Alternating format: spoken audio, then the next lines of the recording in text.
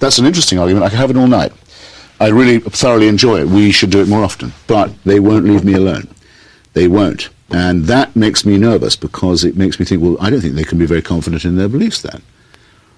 They can't yet be happy. I don't believe it yet. As part they have to save me too. As part of the promotion of this book, are you spending a lot of time? Is everybody who has a television program wanting you to sit across the table from somebody who's a believer? Yes, we're spending most of the first swing of the tour is in the South, and we've issued successful challenges wherever we go to, or I should say we, that's my publishers and I. I'm not using the we in the royal sense. I have said I'll debate any professor of theology or any priest or rabbi or imam anywhere, and they've all said yes. We have a challenge in every city now.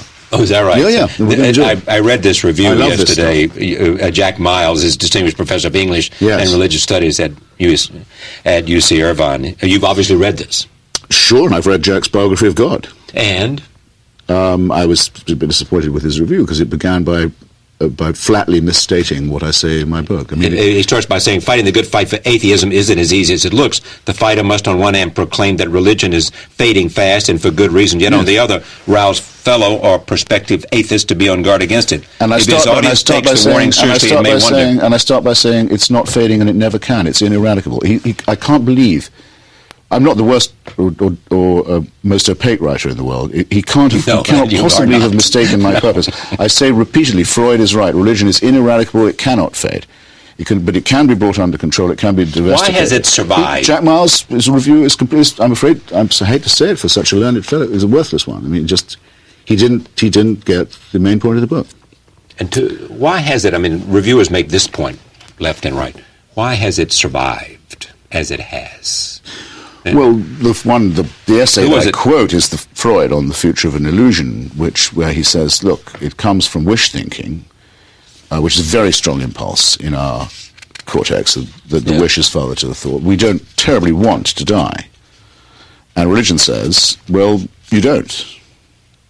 The connection between what it preaches and what people might want to hear is too intimate to be overlooked, I think.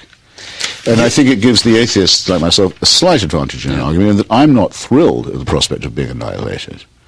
I don't look forward to it. I'm not bored by the idea, but I can't really see that it isn't going to happen, or that an exception will be made in my case if I agree to have myself circumcised or suck on some wafer or obey some other man-made injunction. I can't persuade myself that I'd be redeemed that way, and I know that millions of people can't either. But millions apparently can, and they're the ones I'm arguing with. You have carried this idea with you for a long time. Yes, it was the first real intellectual discovery that I made. I couldn't believe what I was hearing in Sunday school. As soon as I say this, you're going to jump me. Mm-mm. Why has it taken you so long to write this book? Well, you and I say, every time we've met, at least some of our conversation has always been about faith and non-faith. I mean, I've been writing chapters of this book, articles. Right. Well, our conversation is always decades. about. No, our conversation with you, which I think have been very good, by the way. I think so too. Is always about what do you believe. I mean, yes. When you come to this table, I want to know who you are, what do you believe, and what are the consequences, and what's the argument for and against where you take your stand. Early chats was about my book on Mother Teresa, for example. Yeah, we had that. Yeah. Where I took on the religious, what I thought was their strongest. Well, we also, Jefferson, you've been here for every book. If I do not invite you for a book, then you call me up and say, you didn't invite me, because I can't remember any of them we haven't invited you here. I'm sure you've never let me down. And a lot of it has been, I've been writing this book all my life. It's not so much letting you down, I don't want to let conversation down. Thank you. Well, almost everything that I write is in one way or another against faith-based view of life. It's and this might be the moment to say that, people say, well, in that case, where would your consolation be? Where would your higher feelings come from? Well, I say, we have a not too bad tradition of Democritus and Epicurus and the Greek philosophers who discovered the world was made of atoms, and the great humanists who, like Spinoza, who said that there may conceivably be a supernatural entity, but he doesn't intervene in your daily life. What did Einstein say about God? Einstein took the same view. He was a Spinozist, actually. Mm-hmm. He said very, very directly, he said, the universe is so marvelous, right, that he said you believe in God because there are no miracles. Right. It's because the thing itself is miraculous, the order, the symmetry, the beauty of nature and science. That's interruptions in this. Miracles are for conjurers. the wonderful thing is... But that's not where you are. And he said, but it's so... He said he couldn't bear the thought that there was not a power. Nothing. But he said, this God doesn't care. He doesn't bother with our lives. He may not even know we're here. He was a Spinozist. But he's there. But Einstein was a great secular humanist, moralist who witnessed for... You've probably had Walter on by now. I have. It's a great book, I think. Right. I'm very envious of it. Envious of Walter's book. I'd love to have written a book on Einstein. I have a lot on Einstein in my book, but it's not as good as Walter's. Yeah. Here's a subject, I have to go, but here's a subject for another time, which is, we've touched on this before. It is how you make the choices you do. You wrote a book on Jefferson. Now this, what is the common theme that connects the things that you feel powerful enough to write about? A, your two great friends, Martin Amis and Ian McEwan, are novelists.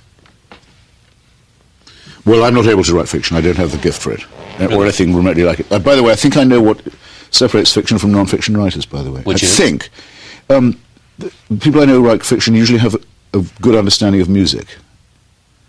And I don't, really, at all. And so it's true of a lot of my non-fiction writers. We're not musical. I think that may be the crucial faculty for poets and novelists as opposed to essayists like myself. On the other point, these subjects tend to choose me, but they all come from the same wellspring. The people I admire are the great skeptics and non-believers like Thomas Jefferson. And my next subject, Thomas Paine, author of The Age of Reason and The Rights of Man, George Orwell, Charles Darwin. Well, I'm not clever enough to write about Charles Darwin, but yes, a tremendous hero of mine. Had lunch yesterday with his great-grandson, Matthew Chapman, who you should have on, who's written a beautiful book about the trial in Dover, Pennsylvania on the intelligent design scandal. Right. So these subjects, in a sense, pick me, and if you want to write about America, which I do, that's why I moved here, it's the great subject for a writer, then in effect, you're always writing about Thomas Jefferson. He was a great nation builder. He was the author of our Declaration of Independence. He was the man who doubled the size of the country with the Louisiana Purchase, man who set off troops for the first foreign war against the Muslim pirates in North Africa. It's an extraordinary life. Founded the University of Virginia, rewrote the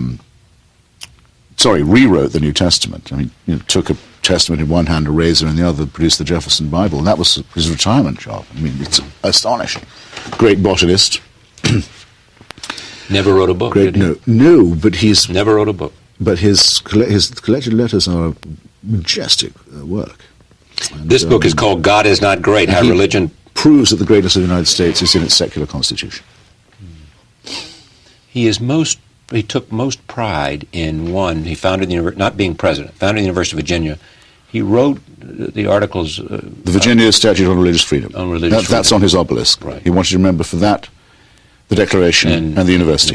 And the Virginia Declaration becomes the First Amendment to the Constitution, which says the state can't intervene in religion. And we have no idea how lucky we are to have this constitutional protection. God Is Not Great, How Religion Poisons Everything. Christopher Hitchens, thank you for coming. Charlie. Thank you for joining us. See you next time.